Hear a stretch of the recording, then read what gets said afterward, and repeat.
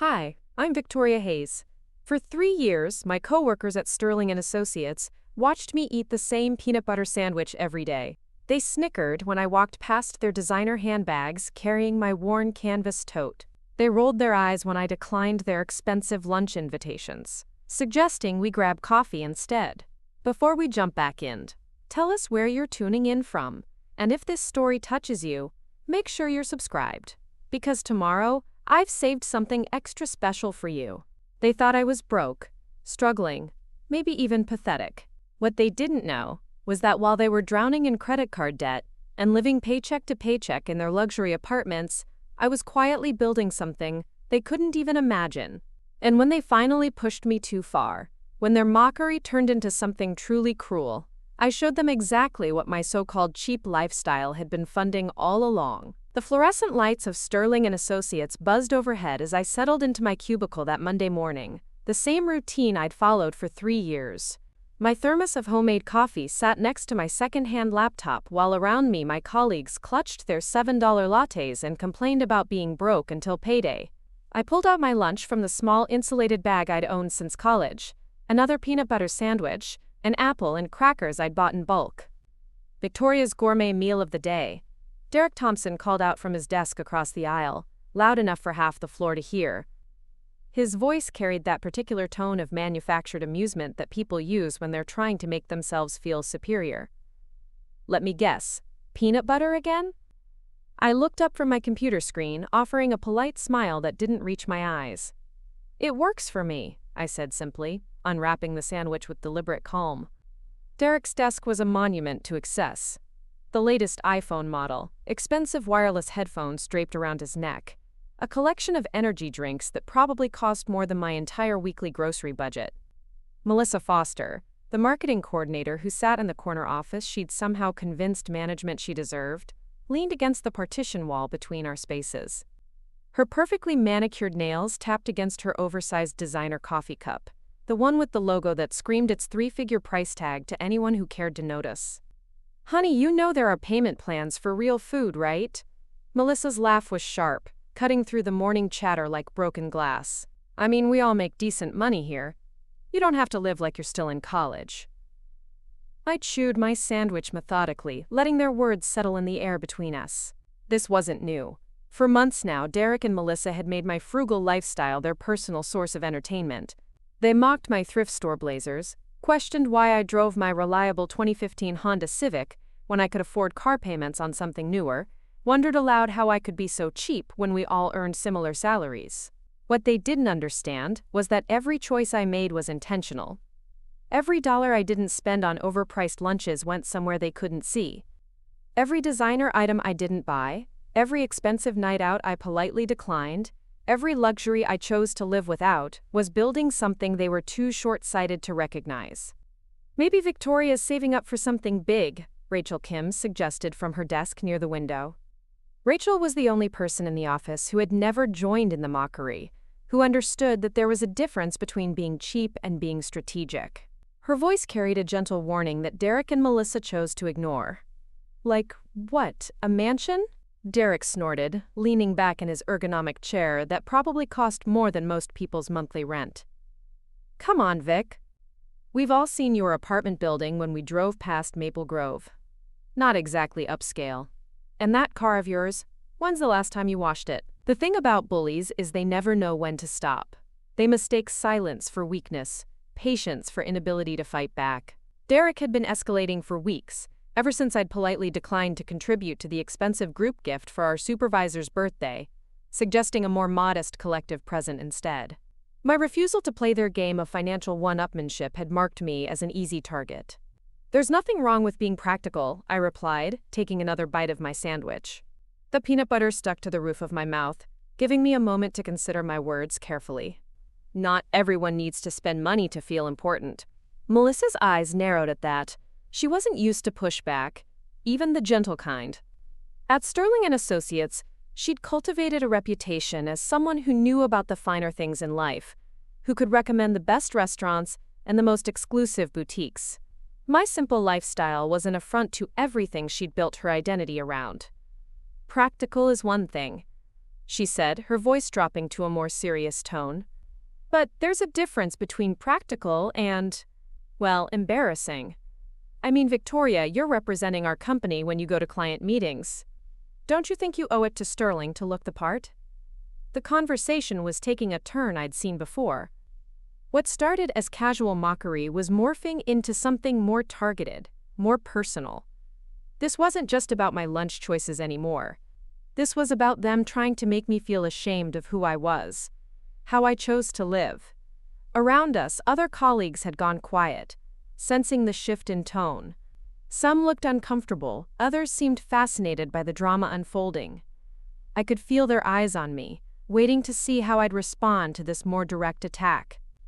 I finished my sandwich, crumpled the wrapper, and placed it neatly in my desk drawer, where I kept a small trash receptacle, another money-saving habit that Derek had mocked in the past. My performance speaks for itself, I said, my voice steady and professional. My clients seem satisfied with my work. Oh, we're not questioning your work, Derek jumped in, sensing an opportunity to pile on. We're just saying that maybe it's time to invest in yourself a little. You know, fake it till you make it. Although I guess in your case, it might be more like, fake it, because you'll never make it. The cruelty in his words hung in the air like smoke. This had crossed the line from teasing into something uglier, something designed to humiliate. I felt the familiar burn of anger in my chest, but I'd learned long ago to channel that energy into something more productive than an outburst. Is that really necessary? Rachel's voice cut through the tension, sharp with disapproval. Victoria's personal choices are her own business. We're just looking out for her, Melissa said, but her tone suggested anything but concern. It's hard to watch someone limit themselves when they don't have to.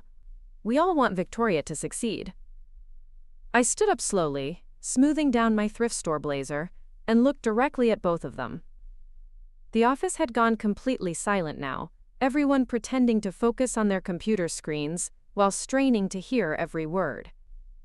I appreciate your concern, I said, my voice carrying a weight they hadn't heard before. But I think you might be surprised by what I can afford when I really need to. Derek laughed, but it sounded forced now, uncertain. What's that supposed to mean? I smiled, and this time it did reach my eyes. Nothing important. Just that sometimes the people who look like they have the least are the ones with the most options. I gathered my things and walked toward the break room, leaving them to puzzle over my words. Behind me, I could hear the whispered conversations starting up again, the speculative murmurs about what I might have meant. The truth was, my colleagues' assumptions about my financial situation were so far from reality that it was almost amusing. While Derek was probably 3 payments behind on his luxury car lease and Melissa was carrying a credit card balance that would make most people dizzy, I had been quietly, methodically building something they couldn't even comprehend. Every cheap lunch, every thrift store purchase, every declined invitation to expensive restaurants had contributed to a financial foundation that most people my age would consider impossible. I wasn't cheap because I had to be. I was strategic because I chose to be. There's a difference between being broke and being smart, between being unable to afford something and choosing not to waste money on it. In the break room, I poured myself a cup of the free coffee that Derek and Melissa constantly complained about, preferring their expensive daily purchases. The coffee was perfectly fine, just like most things I chose over their premium alternatives. I stood by the window, looking out at the parking lot where my clean, well-maintained Honda sat next to Derek's flashy BMW, with the dealer plates still attached, and Melissa's leased Mercedes that probably ate up a quarter of her monthly income. My phone buzzed with a text from Rachel. "You okay? That was harsh, even for them." I typed back, "I'm fine. Some people need to learn that not everything is what it appears to be." What Derek and Melissa didn't know was that I'd been preparing for a moment like this for longer than they realized. Every time they'd mocked my choices, every snide comment about my lifestyle, every attempt to make me feel small and inadequate, had been noted and filed away in my mind. I wasn't the type to seek revenge impulsively, But I also wasn't the type to let genuine cruelty go unanswered indefinitely. As I walked back to my desk, I caught snippets of conversation that told me my cryptic response had done exactly what I'd intended. People were curious now, wondering what I'd meant about having options. The seed of doubt about their assumptions had been planted. Derek was typing furiously on his phone, probably complaining to someone about our exchange. Melissa had retreated to her corner office but kept glancing in my direction through her glass partition. They were both trying to figure out if I'd just made an empty threat, or if there was something they'd missed about quiet, practical Victoria Hayes. The afternoon passed in relative quiet, but I could feel the shift in the office dynamics. The easy target they thought they'd found wasn't quite so easy anymore. My response had introduced an element of uncertainty into their comfortable narrative about the poor girl who couldn't afford nice things. When 5 o'clock came, I packed up my things with the same methodical care I always showed. My canvas tote bag might not have been designer leather, but it had carried everything I needed for 3 years without complaint. Preparing and narrating this story took us a lot of time, so if you are enjoying it, subscribe to our channel. It means a lot to us. Now back to the story. As I walked past Derek's desk, he looked up with an expression that was harder to read than his usual mockery. "See you tomorrow, Victoria," he said, and for the first time it sounded like a question rather than a dismissal. "Yes, you will," I replied, and headed for the elevator. In the parking garage, I sat in my Honda for a moment before starting the engine. The car's interior was clean and well-maintained, the seats protected by covers I'd bought to preserve their condition. It wasn't flashy, but it was paid off, reliable, and exactly what I needed it to be. As I drove home through the streets of Riverside, I thought about Derek and Melissa's assumptions, about the way they'd tried to shame me for choices that were actually signs of discipline and foresight. They saw my frugal lifestyle as evidence of limitation, when in reality it was evidence of something they couldn't recognize: genuine financial freedom. My apartment building in Maple Grove wasn't upscale by their standards, but it was clean, safe, and cost me a fraction of what they were paying for their trendy addresses. As I climbed the stairs to my second-floor unit, I passed neighbors I'd known for 3 years, people who judged success by different metrics than designer labels and expensive cars. Mrs. Chen from 2B was watering her plants in the hallway, a daily ritual that had become part of the building's character. "How was work, Victoria?" she asked with genuine interest. "Eventful," I replied, stopping to admire her thriving garden of potted herbs and flowers. "Your basil looks amazing." "Take some home," she insisted, cutting a few sprigs with practiced efficiency. Fresh basil makes everything better. This was the kind of wealth my coworkers couldn't understand. Neighbors who cared about each other, simple pleasures that didn't require credit cards, contentment that came from living within your means rather than constantly reaching for more. Inside my apartment, I set Mrs. Chen's basil on the counter and looked around at my space with fresh eyes. The furniture was a mix of thrift store finds and pieces I'd refurbished myself, nothing matching perfectly but everything comfortable and functional. My books were arranged on shelves I'd built from reclaimed wood, my plants thrived in mismatched pots I'd collected over the years. To Derek and Melissa, this would look like poverty. To me, it looked like freedom. I made myself dinner. Pasta with the fresh basil, ingredients that together cost less than one of their fancy coffee drinks, and sat down to review the numbers that told the real story of my life. Numbers that would have shocked my colleagues. Numbers that represented the power of compound interest, consistent saving, and strategic investments. While they spent their evenings shopping online or dining at restaurants they couldn't really afford, I spent mine building something sustainable. Every dollar they wasted on impressing people who didn't matter was a dollar I'd invested in my actual future. Tomorrow would bring new challenges, new opportunities for them to reveal their true character. And when that moment came, when their cruelty finally crossed the line from annoying to truly destructive, they would learn exactly what my cheap lifestyle had been building toward all along. The morning light filtered through my apartment windows as I prepared for what I knew would be a pivotal day. The conversation from yesterday had shifted something fundamental in the office dynamics. and I could feel the tension waiting for me like a coiled spring. I selected my outfit with the same careful consideration I applied to everything else in my life. A navy blazer from the consignment shop downtown, perfectly pressed and professional, paired with simple black slacks that had served me well for 2 years. Derek and Melissa thought they understood the game we were playing, but they were operating with incomplete information. They saw surface details and assumed they knew the whole story. What they didn't realize was that while they were busy performing their financial status for an audience that didn't care, I had been quietly building something substantial and unshakable. The commute to Sterling and Associates took me through 3 distinct neighborhoods in Riverside. First, the working-class area where I lived, where people maintained their modest homes with pride and children played in small but well-tended yards. Then through the transitional district, where young professionals like my colleagues rented overpriced apartments to maintain prestigious addresses they couldn't really afford.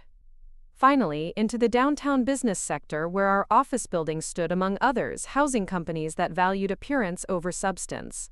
I parked my Honda in the same spot I'd claimed for 3 years, watching as Derek pulled his BMW into a space that probably cost him more per month than I spent on groceries. The irony wasn't lost on me that his car payment alone could fund my entire lifestyle, yet I was the one they considered financially disadvantaged. In the elevator, I encountered Brandon Wells from the accounting department. Brandon was one of those middle management types who tried to stay neutral in office conflicts, but always seemed to know more about everyone's business than he let on. He glanced at me with curious eyes as we rode up to the 5th floor. "Victoria," he said carefully. "Interesting conversation yesterday. Got people talking." "Did it?" I replied, keeping my voice neutral. "About what?" Brandon shifted uncomfortably, adjusting his tie. "Just wondering if there's more to your situation than meets the eye. You've always been private about your finances." The elevator dinged softly as we reached our floor. "Sometimes privacy is just good sense," I said, stepping out ahead of him. The office buzzed with the usual morning energy, but I could sense an undercurrent of anticipation. Word had clearly spread about yesterday's exchange, and people were watching to see what would happen next. Derek was already at his desk, scrolling through his phone with the studied nonchalance of someone trying to appear unaffected. Melissa emerged from the break room carrying her signature overpriced coffee, her designer heels clicking against the polished floor with unnecessary force. I settled into my routine, unpacking my homemade lunch and arranging my workspace with methodical precision. The simple act of preparing for the day had always been meditative for me, a way to center myself before engaging with the chaos of corporate life. Today, that ritual felt especially important. "Morning, Victoria," Rachel called out softly from her desk. She was the only person whose greeting felt genuine, untainted by curiosity about yesterday's cryptic exchange or anticipation of today's potential drama. "Good morning," I replied, booting up my computer and checking my calendar. I had 3 client calls scheduled, a project review meeting, and a presentation to prepare for next week's regional conference. Normal work that would provide welcome distraction from whatever Derek and Melissa had planned.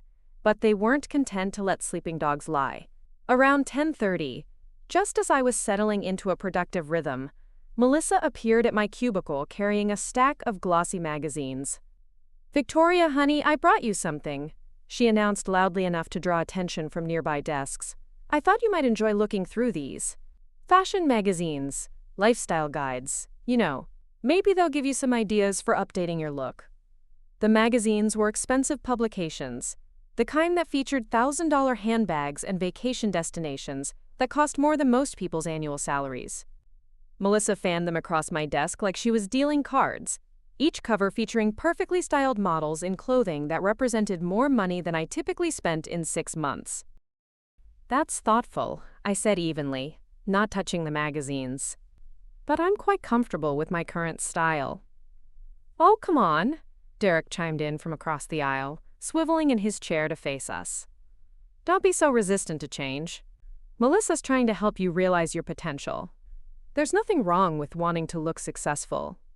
A small crowd had gathered, colleagues pretending to fetch coffee or check the printer, while actually positioning themselves to witness whatever confrontation was brewing. The office had become a theater, and Derek and Melissa were performing for an audience that seemed equally fascinated and uncomfortable with their behavior. "I look professional," I replied calmly, straightening a stack of papers on my desk. "My clients have never complained about my appearance."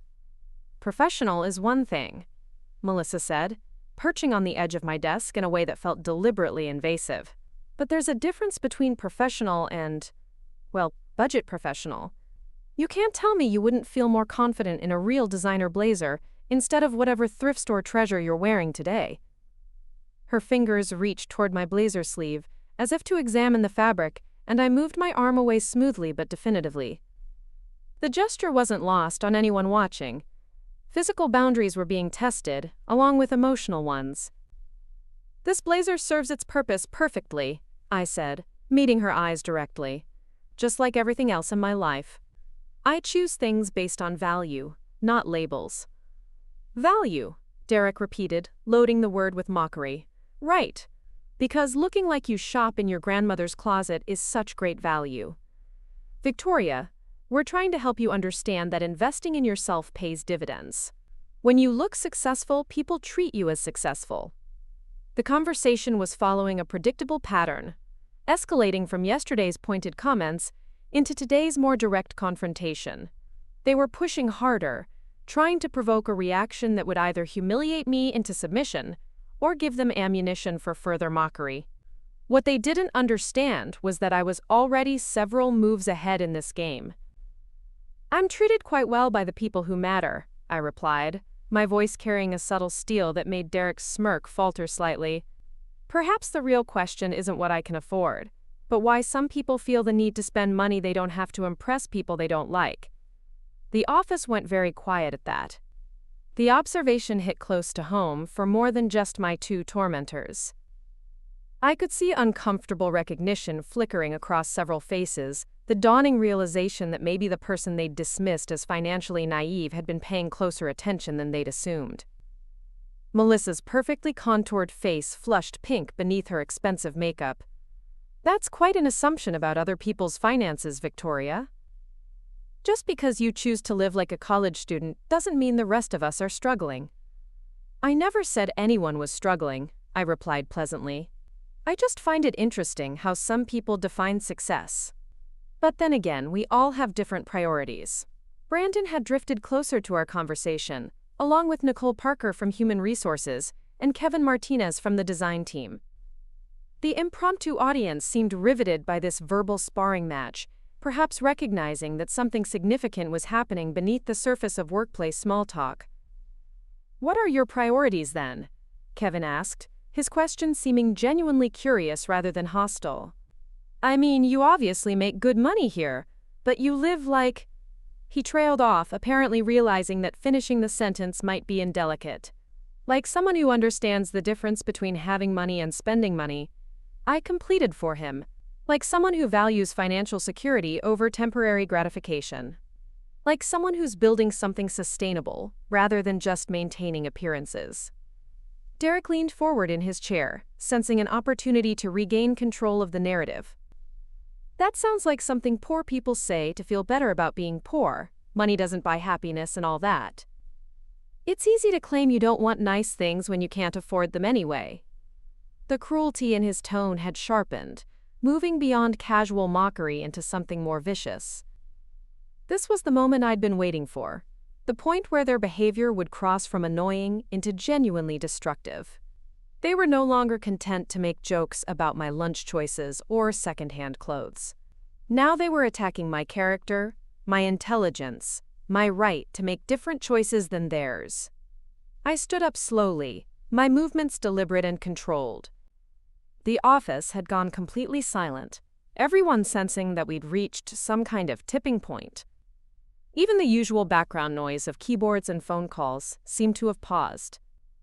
"Derek," I said, my voice clear and steady, "you seem very invested in what I can and cannot afford. It's almost like my financial situation threatens something fundamental about how you see yourself." His face darkened at that, the accusation hitting its intended mark. "I'm not threatened by anything about you, Victoria. I'm just tired of watching someone limit themselves unnecessarily." It's frustrating to see wasted potential. Wasted potential, I repeated thoughtfully. That's an interesting phrase. Tell me, what do you think I should be doing differently? What potential am I wasting? Melissa jumped back into the conversation, perhaps sensing that Derek was losing ground. You could start by investing in quality clothing, eating at decent restaurants, driving a car that doesn't make clients wonder if we're successful enough to afford proper employees. You're representing Sterling & Associates, Victoria. Don't you think you owe it to the company to present a more prosperous image? Now we were getting to the heart of their argument. It wasn't really about helping me or caring about my success. It was about their perception that my choices somehow reflected poorly on them, that my contentment with a modest lifestyle challenged their own need for external validation. I see, I said slowly. So in your opinion, I should spend money I may or may not have on things I may or may not need in order to maintain an image that may or may not be accurate. Also that clients will think Sterling & Associates is successful enough to employ people who make financially questionable decisions. The logic of their position sounded absurd when stated plainly, and several people in our impromptu audience shifted uncomfortably. Rachel was watching from her desk with barely concealed admiration, while Brandon looked like he was beginning to reassess everything he thought he knew about office dynamics. It's not about making questionable decisions, Derek protested, but his voice lacked its earlier confidence. It's about understanding that perception matters in business. Image is important. Image is important, I agreed. But whose image are we really talking about here? Mine or yours? Because it seems like my choices make you both very uncomfortable, and I'm wondering why that is. The question hung in the air like a challenge, and I could see them struggling with how to respond. They'd expected me to either fight back emotionally or retreat in embarrassment. Instead, I was calmly dissecting their motivations and holding them up to scrutiny. Nicole from HR had been listening with the sharp attention of someone whose job involved recognizing workplace conflicts before they escalated beyond management. She cleared her throat softly, a subtle warning that this conversation was veering into territory that could become problematic for everyone involved. Maybe we should all focus on our work, she suggested diplomatically. These kinds of personal discussions can sometimes create unnecessary tension. But Derek and Melissa had invested too much in this confrontation to back down gracefully. They'd positioned themselves as the successful, sophisticated colleagues trying to help their less fortunate coworker, and admitting they might be wrong would require a level of self-reflection they weren't prepared for. Victoria knows we're just looking out for her, Melissa said, but her tone suggested she was trying to convince herself as much as anyone else. We all want to see each other succeed. Do we? I asked quietly. Because from where I'm standing, it seems like some people are more interested in making others feel small than in actual success. But maybe that's just my perspective from down here in my thrift store clothes and my reliable old car. The sarcasm in my voice was gentle but unmistakable, and it landed with more force than shouting would have. Several people actually smiled, recognizing that I'd just delivered a perfectly calibrated response that exposed the hollowness of their criticism without descending to their level of personal attack. Derek's face had gone red now, the flush of someone who realized he'd overplayed his hand and wasn't sure how to recover. Melissa's perfectly applied makeup couldn't hide the tightness around her eyes, the recognition that their intended victim was proving more resilient than expected. Fine, Derek said finally, his voice strained with forced casualness. Clearly you're happy with your choices. Who are we to suggest otherwise? But the damage was done. The mask had slipped, revealing something ugly underneath their superficial concern. Everyone who'd witnessed the exchange had seen them at their worst, had heard the cruelty in their voices and the weakness in their arguments. As people began to disperse back to their desks, I remained standing for a moment longer, letting the silence stretch until it became uncomfortable. When I finally sat down, it was with the measured grace of someone who had just won a significant battle without raising her voice or losing her composure. Rachel caught my eye from across the room and gave me the slightest nod of approval. Brandon returned to his desk but kept glancing in my direction with obvious curiosity. Even Nicole seemed to be viewing me with newfound respect, recognizing that I'd handled a delicate situation with more skill than many senior managers would have shown. The rest of the morning passed in relative quiet, but the atmosphere had shifted permanently. Derek and Melissa retreated to their respective spaces, their earlier confidence replaced by a wary uncertainty. They'd learned something important about me today, though I wasn't sure they fully understood what it was yet. During my lunch break, I walked to the small park across from our office building, carrying my usual modest meal and finding a quiet bench under an oak tree that was just beginning to turn autumn colors. The simple pleasure of eating outdoors, of watching people walk their dogs and children play on swings, reminded me why I'd chosen the life I lived. While Derek was probably at some trendy restaurant dropping $50 on a meal he'd forget by evening, and Melissa was likely shopping online for things she'd charged to credit cards already stretched thin, I was here enjoying something that cost nothing but meant everything. This was wealth they couldn't understand, satisfaction they couldn't buy. My phone buzzed with a text from Rachel. That was masterfully handled. They have no idea who they're dealing with, do they? I typed back. Not yet. But they're about to find out. Because the truth was, I'd been patient with Derek and Melissa for months, hoping they'd eventually tire of their game and move on to other targets. I'd endured their mockery because I understood something they didn't. Sometimes the most powerful response is no response at all. But today, they'd crossed a line. Today they'd made it personal in a way that couldn't be ignored. They'd questioned not just my choices but my intelligence, my professionalism, my right to define success on my own terms. They'd tried to humiliate me in front of our colleagues, to force me into their narrow definition of what it meant to be worthy of respect. What they didn't know was that while they'd been playing their petty games of one-upmanship, I'd been playing a much longer, more strategic game. Every dollar they'd mocked me for saving had been carefully invested. Every luxury they'd scorned me for declining had freed up resources for opportunities they couldn't even imagine. The time for patience was ending. If Derek and Melissa wanted to see what my supposedly cheap lifestyle had really been building toward, I was finally ready to show them. As I walked back to the office, finishing my simple lunch and breathing in the crisp autumn air, I began mentally reviewing the resources I'd accumulated over 3 years of disciplined living. Resources that would soon transform me from their favorite target into something they'd never expected, their biggest threat. The afternoon stretched ahead full of possibilities, and for the first time in months, I found myself looking forward to tomorrow's confrontation. Because tomorrow, Derek and Melissa would discover that cheap and powerless were not the same thing at all. The announcement came on a Wednesday morning, delivered via company-wide email from our regional director. Sterling & Associates had been selected to host the annual Northwest Marketing Summit, a prestigious conference that would bring industry leaders from across the region to our offices. The event would showcase our company's capabilities and potentially secure major new contracts worth millions of dollars. More importantly for my situation, the email continued, each department would be expected to present their best work, with individual presentations from select team members. The presentations would be evaluated not just by our internal leadership, but by potential clients and industry executives who could make or break careers with their recommendations. I read the email twice, a slow smile spreading across my face as the implications became clear. This was the opportunity I'd been waiting for, though I hadn't realized it until now. Derek and Melissa had spent months positioning themselves as the sophisticated, successful members of our team, while painting me as the shabby underperformer who couldn't even afford decent clothes. Soon, they would discover just how wrong they'd been about what really mattered in our industry. Within an hour of the announcement, Derek was holding court near the coffee machine, his voice carrying across the office with typical self-importance. "This is exactly the kind of event where presentation matters," he declared to anyone within earshot. "First impressions are everything with these industry bigwigs. You can't just show up looking like you raided a garage sale and expect to be taken seriously." His eyes found mine across the room, the message unmistakably directed at me despite his pretense of general commentary. Several colleagues glanced in my direction, clearly understanding the subtext of his remarks. Melissa emerged from her corner office, tablet in hand, already researching what she'd wear to make the right impression.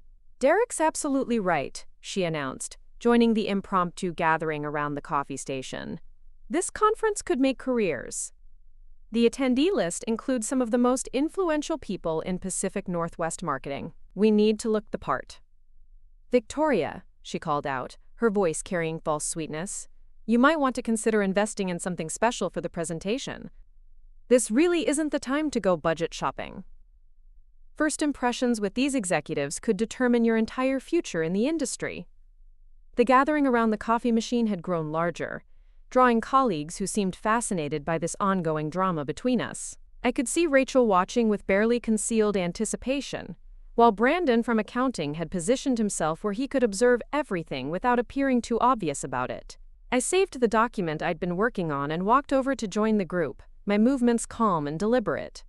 "That's thoughtful advice, Melissa. I'm sure you're planning something spectacular for your presentation."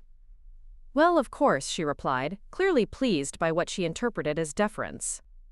"I've already contacted my stylist about a custom look. This is too important to leave to chance. When you're presenting to executives who make million-dollar decisions, every detail matters." Derek nodded approvingly. "Exactly. These people deal with premium brands and high-end clients all day. They expect a certain level of sophistication. You can't just wing it with whatever's hanging in your closet." "Speaking of presentations," I said, my voice taking on a more interested tone, "have they announced who's been selected to present? I haven't seen the list yet." "Not officially," Derek replied, his chest puffing slightly with self-importance. "But I think it's pretty obvious who they'll choose. Track record, client relationships, professional image. It all matters when you're representing the company at this level." Melissa smirked, clearly enjoying this moment of perceived superiority. "Victoria, honey, maybe you should focus on the behind-the-scenes support this time. Not everyone's cut out for the spotlight, and there's no shame in knowing your limitations."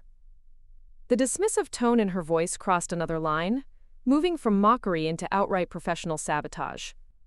She wasn't just attacking my appearance anymore. She was questioning my competence, my right to participate in career-defining opportunities. This was exactly the kind of overreach I'd been expecting, the moment when their behavior would become so clearly inappropriate that even neutral observers would be forced to take sides. "That's an interesting perspective," I replied, keeping my voice level despite the anger building in my chest. "Though I have to wonder why you assume the executives will care more about custom styling than actual results." "Because that's how business works," Derek jumped in, sensing an opportunity to pile on. "These people didn't get where they are by ignoring details. They notice everything, and they make judgments based on what they see. If you can't invest in yourself enough to look successful, why should they invest in you?"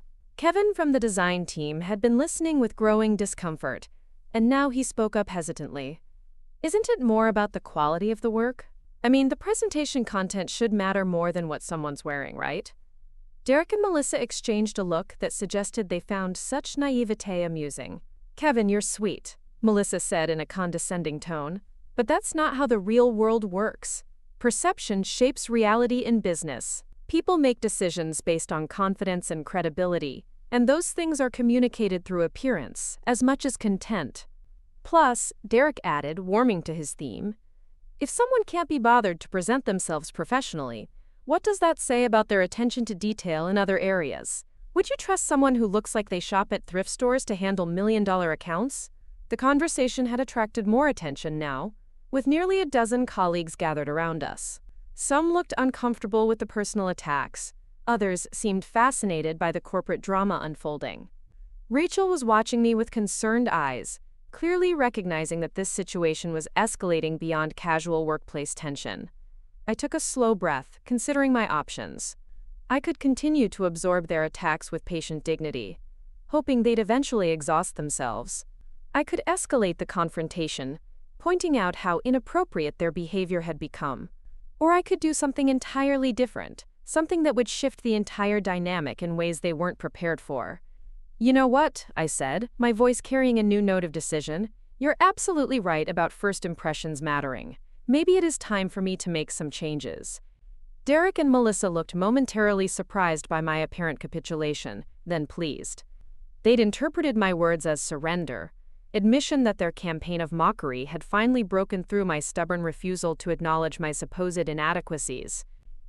"I'm glad you're finally seeing reason," Melissa said, her voice dripping with false sympathy. "We really have been trying to help you, Victoria. Sometimes tough love is necessary." "Oh, I understand exactly what you've been trying to do," I replied, and there was something in my tone that made Derek's triumphant smile falter slightly. "The question is whether you understand what I've been doing." The cryptic response hung in the air for a moment, creating a pause in the conversation that felt charged with unspoken possibilities. Several people exchanged glances, sensing that something significant was happening but not quite understanding what. "What's that supposed to mean?"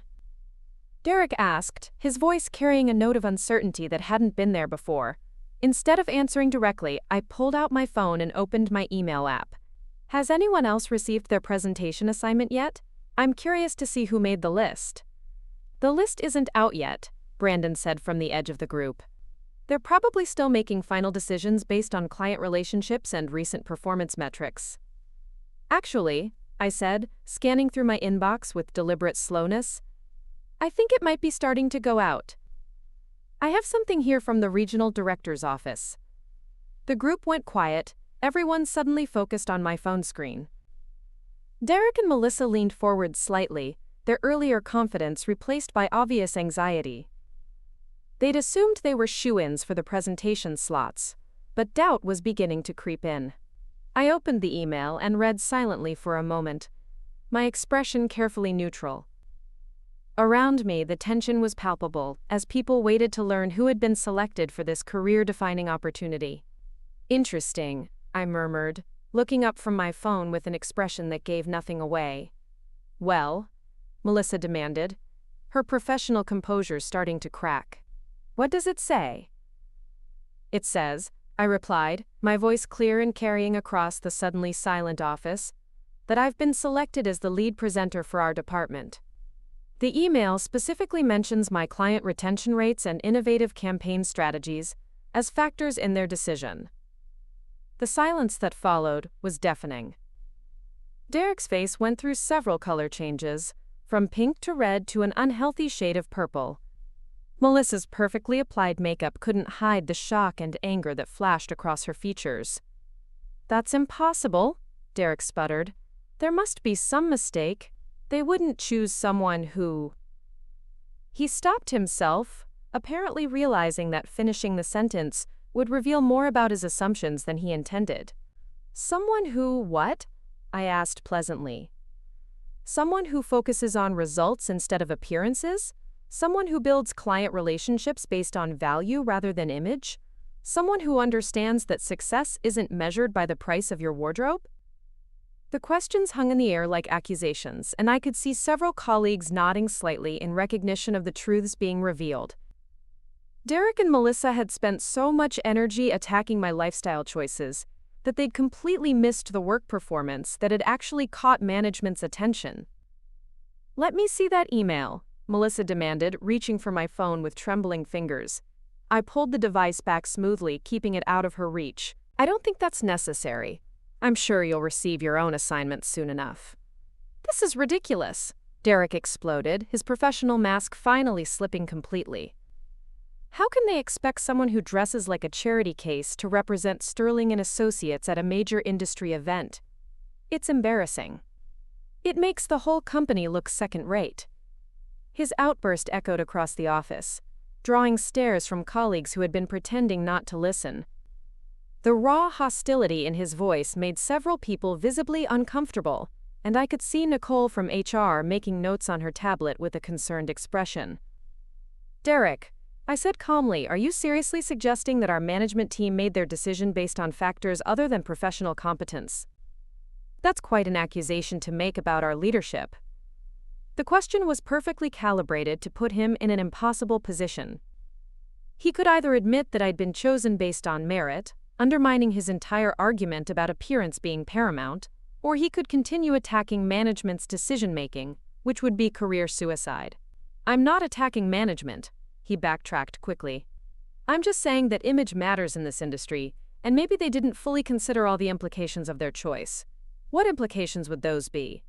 I pressed, my voice still pleasant but carrying an underlying steel that everyone present could hear. Melissa jumped in, perhaps sensing that Derek was digging himself deeper with each word. "We're not questioning your abilities, Victoria. We're just concerned about the presentation aspect. This conference is so important, and first impressions—" "First impressions," I interrupted gently, "are indeed crucial. Which is why I'm particularly curious about what kind of impression you think you've been making over the past few months. The question caught her off guard, and for a moment her carefully constructed professional persona flickered.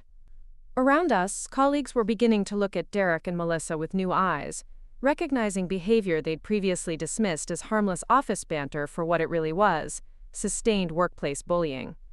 "I don't know what you mean," Melissa said, but her voice lacked conviction. "I think you do," I replied. "And I think everyone here does. The question is what we're going to do about it." Rachel had moved closer during the conversation, positioning herself clearly in my corner. Kevin from design was nodding thoughtfully, as if pieces of a puzzle were finally falling into place for him. Even Brandon from accounting looked like he was reassessing months of interactions he'd witnessed, but not fully understood. Derek made one last desperate attempt to regain control of the narrative. "Look, Victoria, if you got the assignment, congratulations. We all want the company to succeed. We're just hoping you understand the responsibility that comes with representing Sterling and Associates at this level."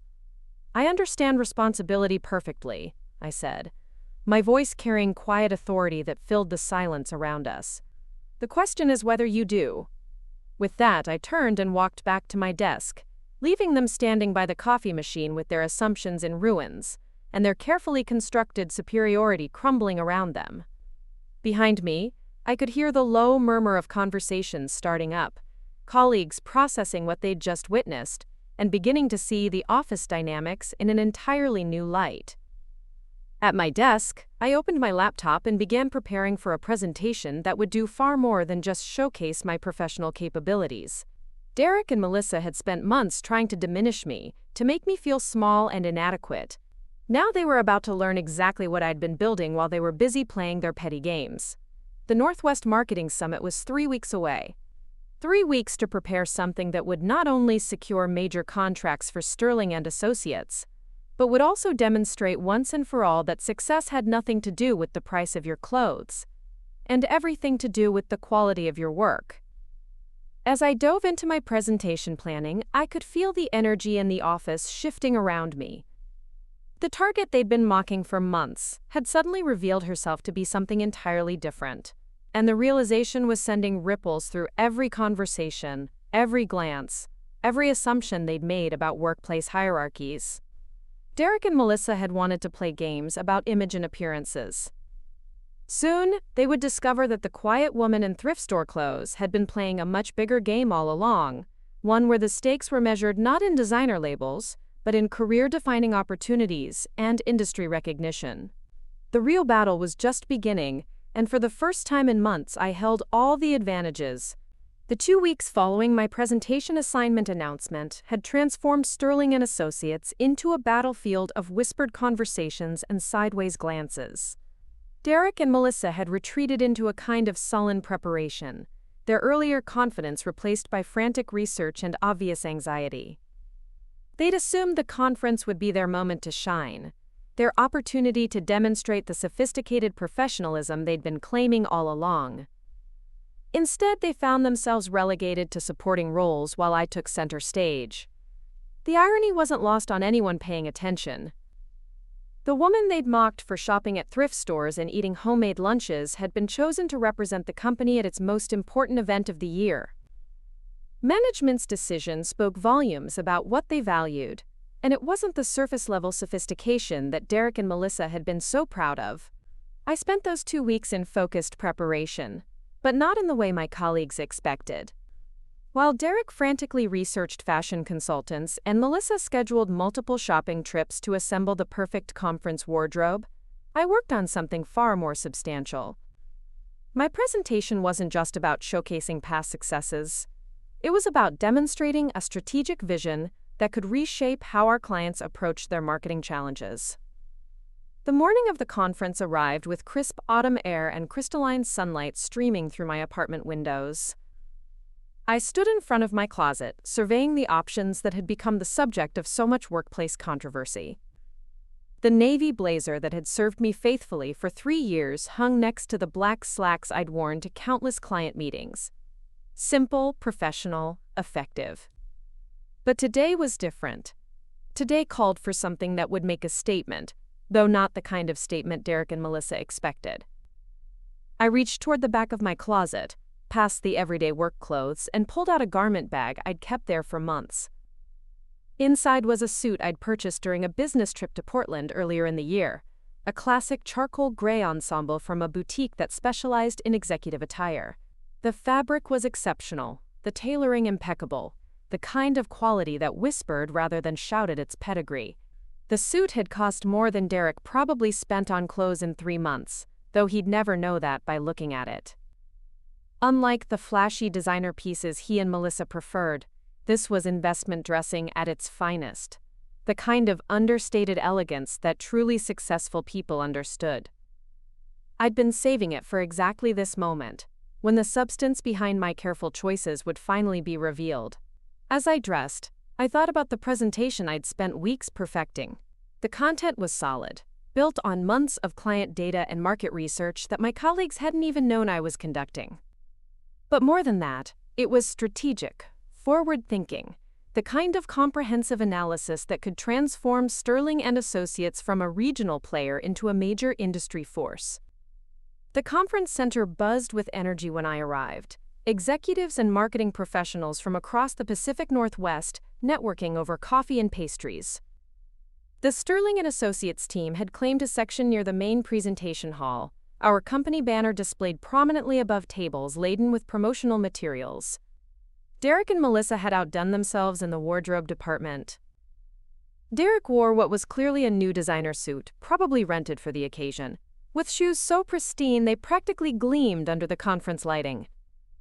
Melissa had chosen a red power dress with matching accessories, her ensemble coordinated down to the smallest detail. They looked like they'd stepped out of a corporate fashion magazine. And they looked absolutely terrified. "Victoria," Melissa called out as I approached our section, her voice pitched higher than usual with nervous energy. "You look." She paused, clearly struggling to process the transformation from my usual thrift store appearance to this polished professional presence. "Different." "Thank you," I replied simply, accepting a coffee from the conference catering staff. Around us, industry executives were beginning to take notice of our setup, several already inquiring about my presentation time. Derek was fidgeting with his tie, his earlier swagger replaced by obvious anxiety. "Big crowd today," he said, stating the obvious in a way that revealed just how out of his depth he felt. "Lot of important people." "There are," I agreed, scanning the room with calm confidence, including several potential clients I've been corresponding with over the past few months. They're specifically here to see what Sterling and Associates can offer. The admission hit them like a physical blow. They'd assumed I was as isolated from industry connections as I was from their social circle. That my lack of expensive networking dinners and cocktail parties meant I had no professional relationships outside our office. The reality was quite different. While they'd been spending money they didn't have on maintaining appearances, I'd been building actual relationships through strategic correspondence, insightful market analysis, and genuine professional value. The difference between networking for show and networking for results was about to become painfully clear. "You've been corresponding with potential clients?" Melissa asked, her voice tight with something that sounded like betrayal. "Why didn't you mention that before?" "It didn't seem relevant to our office conversations," I replied mildly. "You were both so focused on appearance-related topics. I didn't want to bore you with business details." The gentle rebuke was delivered with perfect professional courtesy, but its impact was unmistakable. Several nearby colleagues had overheard the exchange, and I could see understanding dawning on their faces. While Derek and Melissa had been playing office politics games, I'd been doing the actual work of business development. Brandon from accounting approached with a clipboard, checking items off what appeared to be a comprehensive preparation list.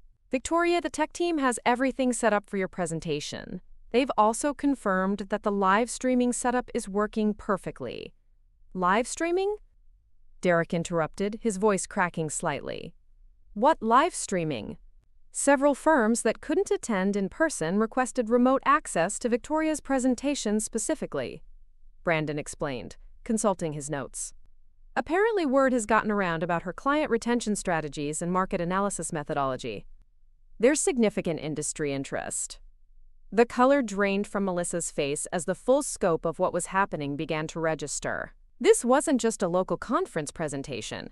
It was becoming a regional showcase with implications far beyond what any of us had initially understood. "How did word get around?" she asked weakly. "Professional networks," I replied matter-of-factly. "When you consistently deliver results for clients, they tend to talk about it with their colleagues. Referrals and recommendations spread naturally through industry connections." What I didn't mention was that my supposedly cheap lifestyle had allowed me to invest not just in financial assets but in professional development opportunities they'd never even considered. While they'd been spending discretionary income on immediate gratification, I'd been attending virtual seminars, purchasing industry research reports, and building expertise that actually mattered in our field. The morning sessions proceeded with typical conference energy, but I could feel anticipation building toward my afternoon presentation slot. Derek and Melissa moved through the networking portions with forced smiles and obvious discomfort, their expensive outfits unable to compensate for their lack of substantial professional connections or industry insights. During the lunch break, I found myself surrounded by executives from companies I'd been hoping to connect with for months. The conversations were substantive, focused on market trends and strategic challenges rather than superficial networking pleasantries. These were the kinds of professional relationships that actually drove business success, built on mutual respect and shared expertise rather than impressive appearances. "Ms. Hayes?" interrupted a voice behind me. I turned to see Patricia Hendricks, the regional marketing director for one of the largest technology firms in the Northwest. Her reputation in the industry was legendary, and her presence at Sterling & Associates' conference section was drawing attention from across the room. "Ms. Hendricks," I replied, offering my hand with genuine pleasure. "I'm honored you could make time to attend." "I wouldn't miss it," she said, her smile warm but businesslike. "Your analysis of consumer behavior patterns in the technology sector has been circulating through our executive team for weeks. We're very interested in discussing potential collaboration." The conversation that followed was everything Derek and Melissa had probably imagined for themselves, the kind of high-level business discussion that could lead to career-defining opportunities. But it was happening with me, the woman they'd dismissed as professionally inadequate, while they stood nearby in their expensive clothes with nothing substantive to contribute. As the afternoon session began, I made my way toward the presentation hall with steady confidence. Behind me I could hear Derek and Melissa whispering anxiously to each other, their earlier mockery replaced by dawning realization that they'd fundamentally misunderstood both my capabilities and my professional standing. The presentation hall was packed beyond capacity, with additional attendees joining via the live streaming connection that had been established due to remote interest. I took the stage with calm assurance, looking out at an audience that represented some of the most influential decision-makers in Pacific Northwest marketing. "Good afternoon," I began, my voice carrying clearly through the room's professional audio system. 3 years ago, I made a decision that my colleagues found puzzling. I chose to live well below my means, to prioritize substance over appearance, to build something sustainable rather than something impressive. A murmur ran through the audience, curiosity sparked by an opening that was clearly going somewhere unexpected. That decision allowed me to invest not just financially but professionally, in ways that have transformed how I understand our industry and serve our clients. Today I want to share the results of that investment and demonstrate why the most powerful marketing strategies are often the ones that prioritize genuine value over superficial appeal. What followed was 90 minutes of presentation that showcased not just my individual capabilities, but a comprehensive strategic vision that positioned Sterling & Associates as an industry innovator. I revealed market research I'd been conducting privately, client case studies that demonstrated unprecedented retention rates, and strategic partnerships I'd been developing through professional networks Derek and Melissa hadn't even known existed. The data was compelling, but more than that, it was transformative. I wasn't just presenting past successes. I was outlining a roadmap for industry evolution that could benefit every company represented in that room. The questions that followed were sophisticated, engaged, the kind of professional dialogue that creates lasting business relationships. As I fielded inquiries from executives who clearly saw Sterling & Associates in an entirely new light, I caught sight of Derek and Melissa in the audience. They sat frozen in their expensive clothes, watching their assumptions about success, professionalism, and worth crumble in real time. The presentation concluded to sustained applause and an immediate rush of business cards and collaboration requests. Patricia Hendricks approached the stage with several other industry leaders, their interest clearly piqued by possibilities they hadn't considered before my presentation. "Ms. Hayes," she said, her voice carrying the authority of someone accustomed to making million-dollar decisions. "We need to discuss how Sterling and Associates can help us implement these strategies across our entire Pacific Northwest operation. This could be a very significant partnership." The conversation that followed outlined opportunities worth more than Derek and Melissa's annual salaries combined, contracts that would establish Sterling and Associates as a major regional player and position me as a recognized industry expert. Everything they'd assumed about success, achievement, and professional recognition was being redefined in front of their eyes. As the conference began to wind down and networking moved toward the evening reception, I found myself at the center of discussions that would reshape not just my career but Sterling and Associates' entire market position. The woman they'd mocked for her cheap lifestyle had just secured the kind of professional triumph that most people spend entire careers hoping to achieve. Derek and Melissa approached hesitantly, their earlier arrogance replaced by something that looked like bewildered respect. They'd witnessed something that challenged every assumption they'd made about what mattered in professional success, and they were struggling to process the implications. Quote, "Victoria," Derek began, his voice lacking its usual confident tone, "that was incredible. I had no idea you were working on anything like that." "There's a lot you don't know," I replied, pleasantly, accepting congratulations from another executive who wanted to discuss potential collaboration. But that's been true for quite some time.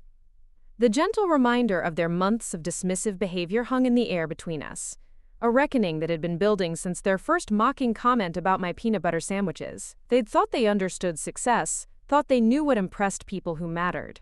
Instead, they'd learned that genuine achievement couldn't be purchased at any price, and that the most powerful revenge against mockery was simply proving it wrong. The weeks following the Northwest Marketing Summit passed in a whirlwind of opportunity that transformed not just my career, but the entire culture at Sterling and Associates. The contracts I'd secured during that single afternoon presentation were worth more than our department's previous 2 years of revenue combined. Patricia Hendricks had been true to her word, and her technology firm became our anchor client for a comprehensive market expansion strategy that would establish Sterling as the premier marketing consultancy in the Pacific Northwest. But the real transformation was more personal and immediate. Derek and Melissa had vanished into an uncomfortable silence that spoke louder than any of their previous mockery. They arrived at work each morning with the subdued demeanor of people who had discovered that their fundamental understanding of the world was incomplete. Their expensive clothes and carefully curated images seemed suddenly hollow, props in a performance that no longer had an audience. The morning I received the official promotion announcement, Rachel was the first to congratulate me. "Marketing Director," she said, reading from the company-wide email that had just landed in everyone's inbox. "With a salary increase that would make Derek's head explode if he knew the number." I smiled, though the satisfaction wasn't what I'd expected. "The money isn't the important part," I said, and realized I meant it. "It's the recognition that substance matters more than surface." "Tell that to Derek," Rachel replied, glancing toward his desk where he sat staring at his computer screen with hollow eyes. "I don't think he's spoken more than 10 words to anyone since the conference. Melissa either." The silence from my former tormentors had become a presence unto itself, filling the spaces where their criticism used to echo. Other colleagues had begun treating me with a respect that felt different from mere professional courtesy. They seemed to understand that they'd witnessed something significant, a demonstration that their assumptions about success and value might need fundamental revision. My new office came with floor-to-ceiling windows and a view of downtown Riverside that stretched to the mountains beyond. As I arranged my few personal items on the executive desk, I thought about the journey that had brought me here. The thrift store blazer that had served me so faithfully hung in the corner, not because I couldn't afford better now, but because it represented something important about who I'd chosen to be. The knock on my door interrupted my thoughts. Derek stood in the doorway, looking smaller than I'd ever seen him. His usual swagger had been replaced by something that resembled humility, though I suspected it was more accurately described as defeat. "Victoria," he began, his voice uncertain. "Do you have a minute?" I gestured to the chair across from my desk, watching as he settled into it with obvious discomfort. The power dynamic between us had shifted so completely that we were both still learning how to navigate it. "I owe you an apology," he said, the words coming out stiff and rehearsed. "The way Melissa and I treated you was unprofessional and wrong. We made assumptions that were clearly incorrect, and we let our behavior cross lines that shouldn't have been crossed." I studied his face, looking for signs of genuine remorse versus damage control. What I saw was mostly confusion, a man trying to understand how his carefully constructed worldview had collapsed so completely. "What assumptions?" I asked quietly. "I'm curious about your perspective on what happened." Derek shifted uncomfortably, clearly hoping for a simple acceptance of his apology rather than deeper examination of his behavior. We assumed that because you lived modestly, you were struggling financially. And we let that assumption justify treating you like you were somehow less capable or less deserving of respect. But it was never about money, I pointed out. Even if I had been struggling financially, would that have justified the mockery? Would that have made me less worthy of basic professional courtesy? The question hung in the air between us, highlighting the deeper problem with their behavior. They hadn't just made incorrect assumptions about my financial situation, they'd revealed a fundamental belief that economic status determined human worth. "No," Derek admitted, his voice barely above a whisper. "It wouldn't have justified it. I think we were dealing with our own insecurities by putting you down. Your contentment with simple things made us question whether all our expensive purchases and lifestyle choices were really necessary." It was the closest thing to genuine insight I'd heard from him, and I felt some of my anger soften. "Derek, there's nothing wrong with enjoying nice things if you can truly afford them. The problem was assuming that your choices were the only valid ones, and that anyone who chose differently must be deficient somehow." "I see that now," he said, though his tone suggested he was still processing the implications. "The conference presentation. Watching you command that room, seeing the respect you commanded from industry leaders. It made me realize how little I actually understood about what makes someone successful." Melissa appeared in the doorway, clearly having worked up the courage to join Derek in what was obviously a planned conversation. Her approach was different from Derek's direct apology, more tentative and defensive. "Victoria," she began, hovering uncertainly at the threshold, "I wanted to add my apologies to Derek's. We were clearly wrong about your situation, and our behavior was inappropriate." "Come in," I said, gesturing to the second chair. "Since we're having this conversation, we might as well do it completely." Melissa settled into the chair with visible reluctance, her body language suggesting she'd rather be anywhere else. Where Derek seemed confused and genuinely remorseful, Melissa appeared more angry than sorry, as if my success had somehow been unfair to her. "I have to ask," she said, her professional smile not quite hiding the resentment underneath. "Why didn't you ever say anything? If you had all these connections and capabilities, why let us think you were just ordinary?" The question revealed so much about her mindset that I almost laughed. The idea that I should have defended myself against their attacks by proving my worth according to their metrics showed how little they'd learned from recent events. "Melissa, do you hear what you're asking? You're suggesting that I should have justified my existence by proving I met your standards for success. But why should your approval have mattered to me? Why should I have needed to demonstrate anything to people who had already decided I was worth mocking?" She flushed red at that, clearly recognizing the trap she'd walked into. "I didn't mean it that way. I just meant that if we'd known you were so accomplished, we would have treated you differently." "Exactly," I replied. "You would have treated me differently based on what I could do for you or how I reflected on your social status. That's not respect, Melissa. That's calculation." The distinction seemed to hit her like a physical blow. I could see her struggling with the realization that her entire approach to relationships was transactional, based on perceived value rather than basic human decency. "So what happens now?" Derek asked, his voice heavy with uncertainty. "Where does this leave us professionally?" I considered the question carefully. They'd made my work environment toxic for months. undermining my confidence and trying to shame me for choices that had actually demonstrated wisdom and discipline. But they were also colleagues who would continue working at Sterling and Associates, and maintaining a functional team required some form of resolution. That depends entirely on you, I said finally. I'm not interested in revenge or making your lives difficult, but I also won't tolerate any return to the previous dynamic. If you can treat me and others with basic respect going forward, we can have a productive working relationship. If you can't, then we'll have problems. We can, Derek said quickly. We will. I promise you won't have any more trouble from either of us.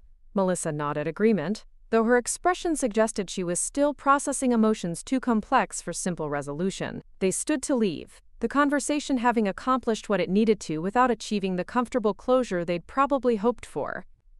Derek, Melissa, I called out as they reached the door. One more thing. The assumptions you made about me weren't just wrong, they were irrelevant. Even if I had been struggling financially, even if I had been shopping at thrift stores out of necessity rather than choice, that wouldn't have made me less deserving of respect. The real problem wasn't your incorrect assessment of my situation.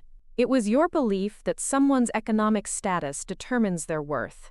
They left without responding, but I could see the words had hit their target. The conversation had been necessary, but it was ultimately unsatisfying. You can't undo months of sustained cruelty with a single apology, and genuine change takes more time than brief moments of forced contrition. Over the following weeks, I watched them struggle with the new reality. Derek became almost obsessively respectful, treating me with deference that felt as uncomfortable as his previous mockery had been hostile. Melissa maintained polite professionalism but kept her distance, clearly unable to reconcile her previous behavior with my current status. The broader office culture had shifted as well. People who had witnessed Derek and Melissa's behavior began treating frugality and modesty with new respect. Colleagues started bringing homemade lunches without shame, and conversations about expensive purchases became less common. It was as if my example had given them permission to question the financial pressures they'd been accepting as normal. Rachel and I celebrated my promotion at a small restaurant downtown, nothing fancy but comfortable and welcoming. Over pasta and house wine, she raised her glass in a toast. To proving that quiet strength beats loud insecurity every time, she said. To choosing substance over show, I replied, and we clinked glasses with genuine satisfaction. So what's next? Rachel asked. You've got the promotion, the respect, the financial success. What does victory actually look like from where you're sitting? I considered the question while watching pedestrians walk past the restaurant windows. Most of them looked harried, stressed, carrying shopping bags that probably represented more debt than joy. I thought about Derek and Melissa, probably at home calculating how they could afford their next image-maintaining purchase, and felt something closer to pity than triumph. Victory looks like peace, I said finally. It looks like making choices based on what actually makes me happy instead of what impresses other people. It looks like building something sustainable instead of something flashy. And revenge? Rachel asked with a slight smile. How does revenge fit into that picture? The best revenge was just being myself, I replied. Derek and Melissa spent months trying to make me feel ashamed of choices that were actually wise.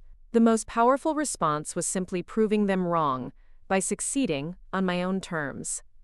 3 months later, I moved into a house in the same modest neighborhood where I'd been renting my apartment, not because I couldn't afford something more expensive, but because I'd found a place with character and possibility that spoke to me more than any upscale address could have. The house needed work, but I enjoyed the process of slowly renovating and improving it with my own hands. Derek and Melissa would probably have hired contractors and put it all on credit, but I found satisfaction in learning new skills and creating something beautiful through patience and effort. My financial portfolio had grown substantially since the promotion and new contracts, but more importantly, I'd maintained the principles that had built it in the first place. The money worked for me rather than controlling me, providing options and security without demanding constant attention or feeding endless appetites. Sometimes I encountered Derek or Melissa around town, usually in expensive restaurants or shopping districts that clearly strained their budgets. We exchanged polite greetings, but nothing more. They seemed smaller somehow, diminished by the recognition that their previous superiority had been built on false foundations. The real transformation wasn't in how they treated me, or even in my professional success. It was in the understanding that their opinions had never mattered as much as I'd allowed them to. Their mockery had been painful, not because it was accurate, but because I'd given them power to define my worth. Walking through my neighborhood in the evenings, greeting neighbors who knew me as someone reliable and kind rather than successful or impressive, I understood what wealth actually meant. It wasn't about having more money than other people or owning things that signaled status. It was about having enough to make choices based on values rather than fears, enough to help others without depleting yourself, enough to build something lasting rather than just surviving from paycheck to paycheck. Derek and Melissa had mocked my cheap lifestyle without understanding what it was actually funding. They'd seen surface details and missed the foundation being built beneath them. In the end, their expensive tastes had been the true limitation, trapping them in cycles of spending and stress while I'd been quietly creating freedom. The story could have ended with dramatic confrontations or elaborate revenge schemes, but the most powerful conclusion was simpler than that. I'd chosen to live authentically despite their pressure to conform, and that authenticity had led to opportunities and satisfaction they'd never imagined possible. Standing in my garden on a quiet Sunday morning, tending plants I'd grown from seeds and drinking coffee I'd made from beans I'd chosen for flavor rather than price, I realized that victory looked exactly like this: a life built on intentional choices, sustained relationships, and the quiet confidence that comes from knowing your own worth. Derek and Melissa were still out there somewhere, probably still struggling to maintain images they couldn't really afford, still measuring their worth by external metrics that would never provide lasting satisfaction. I wished them well, but I no longer defined my success by their understanding or approval. The woman who had endured months of mockery for her peanut butter sandwiches and thrift store clothes had become someone who understood that the most expensive revenge was simply living well, and that true wealth couldn't be purchased at any price. Up next, you've got 2 more standout stories right on your screen. If this one hit the mark, you won't want to pass these up. Just click and check them out.